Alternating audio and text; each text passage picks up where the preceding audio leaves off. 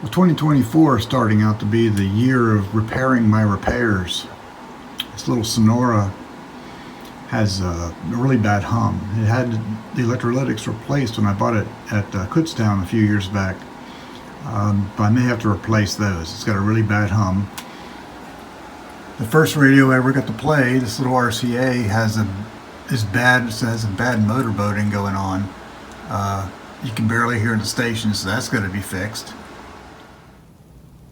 And inside two consoles I've got to take a look at again. First was my grandfather's radio I did a few years back.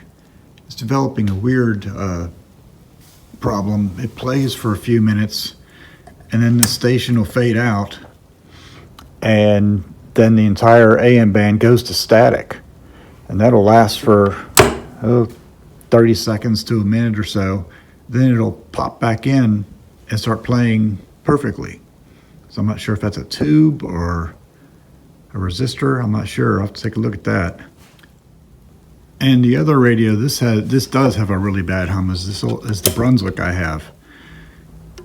I'm not 100% sure. It might be the tuning eye that's creating the hum. But yeah, it was so bad that I couldn't listen to it a couple of weeks ago. It was just, the hum was just too pronounced. So I think it's just the way the electrolytics were wired. I think I may have those wired incorrectly, so I'll have to take a look at those. Then when all the repairs are done, I've got the 27 King radio and the Philco 511 that I picked up at Kutztown last year. So they're still waiting to be looked at. So that'll be after all the other repairs are done. There are some school systems that have closed and a number of businesses. Doesn't sound that bad. So I know the speaker's kind of shot. I had to fix that, but I mean otherwise the hum's not that terrible, not as bad as I thought it was or remember it.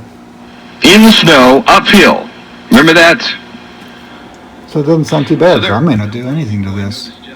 I know the speaker's bad, but other than that, yeah, I might just move on to the next one. Another update on what's going on with our weather situation that we're facing today. Not the ideal fix, but I don't have a replacement speaker to get rid of the little rattle, so I just used liquid tape and just put it all around the edges and put a little heavier coat where where the rattle is. It'll take a good day to dry since it's only about 56 degrees in my little work area, so I'm just going to let it sit for a day and harden up, and hopefully the rattle will go away or be better.